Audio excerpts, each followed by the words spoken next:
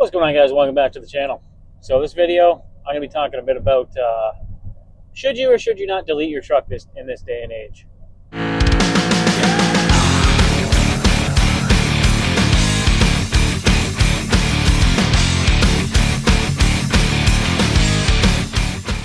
All right, so I just had a few minutes.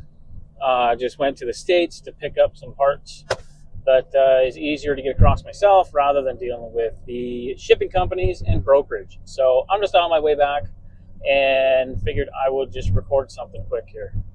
It might be quick, might not be quick. Deleting your truck. I get people asking me all the time, calling for deletes and all that stuff. Personally, depending on your situation, I don't think a delete is necessary. The newer emission systems are a better system than they used to be on your, say, LMMs, even the LMLs, the first gen of the 6.7s, so like your 07.5 to 12s, and your 13 Cummins to I don't know when they switched them up to a different setup after 13. Because the new trucks are a total different system than what they have now.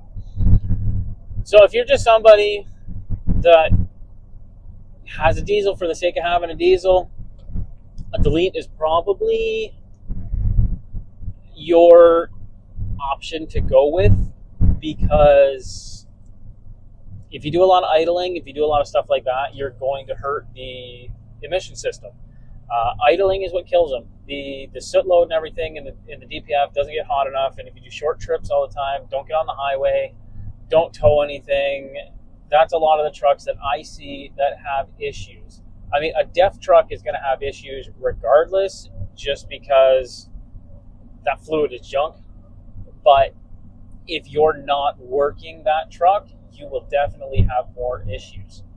If you're like a landscaper or something like that, who's towing a dump box, moving gravel, moving stuff like that, hooked to a trailer all the time, those are the trucks that I see that do not have that many issues with them. And also, you can still get compliant tuning and make good power with your emissions still on there. Like, I know a guy with an LML who's over 500 horse, all he has is a fast and a tune. And I think he's got an S&B intake too. But he's still compliant. If he gets pulled over by MTO or anything like that, he's perfectly fine. They can't say nothing about it. Whereas, if you're deleted, since I'm in Ontario, since 2019, they started cracking down hard on emissions deletes. So I haven't sold or installed or had anything to do with any delete products since 2019. And have I lost money for it? Yeah, I probably lost, 20 to 30 sales a month, just from delete tuning, delete pipes, stuff like that. But do I have any customers out there running around who, if they get pulled over, can throw me under the bus? No. I can sleep great at night knowing that I can't get hit with a $250,000 fine per vehicle. So I just haven't had anything to do with it. So that is one thing also. If you're doing any sort of business or anything like that with it, and you're using your truck and it is your way to make a living, I do not suggest deleting it, because also in Ontario, to get a safety, it has to all be there. Since the government changed the rules for a safety, everything has to be there. It has to have pictures of it. Your monitors, I believe, have to be ran as well. And when you're deleted, your monitors do not run. I could be wrong on that. Like, I could be wrong that the new safety standard has to have the monitors ran, because I do know some deleted trucks that did get safeties, but that might have changed in the past little while. But anyway, that's neither here nor there at the moment. So the people who are actually working their truck and doing what a truck is supposed to do, the worst I've seen on them is like an EGT sensor or something like that gone. They don't have major issues. EGR valves don't go, mixing valves don't go, DEF injectors can go, like it does happen. I'm not saying that's not an issue, But do you want to deal with that? Or do you want to run around all the time with the worry if you ever get pulled over, hey, this cop's going to yank my license plate, then my VIN is branded, and you got to put everything back on to get your plates back. And even register the vehicle, because I've heard of people saying, oh, we'll just go get another plate. Well, that VIN is marked, and your license is probably marked in the system in the MTO, so you can't get anything back on that vehicle. You can't get that vehicle back on the road. So, do I recommend deletes?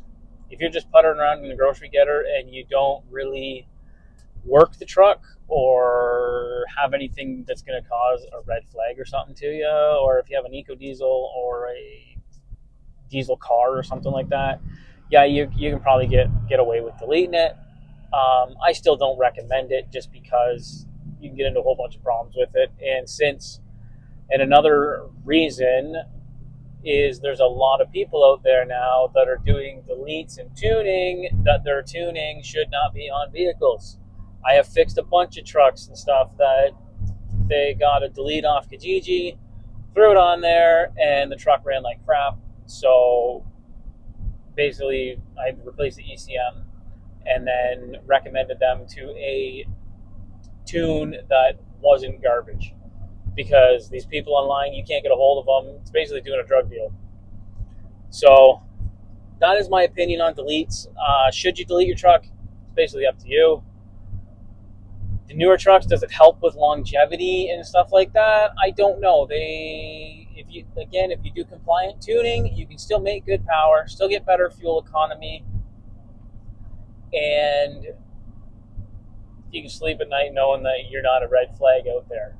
So, long story short, my opinion is if you need to delete, that's up to you. If you should delete your truck, my opinion is no, just leave it. If you have a lot of problems and it's going to cost you a lot of money to fix it, like the older systems and stuff like that, they're more of a candidate for deletion as opposed to the newer trucks. The newer trucks, I don't see as many failures in them because the systems have been out for a while now, so they've been improved. Passenger vehicles, which I can kind of see, instead of having, I think it's like tier 5 or whatever, drop it down to tier 4 and just basically have the same emissions rules as the LMLs had instead of tightening up even further. Because let's face it, a deleted truck's not the problem. So, yeah, that's another reason on why you possibly should delete.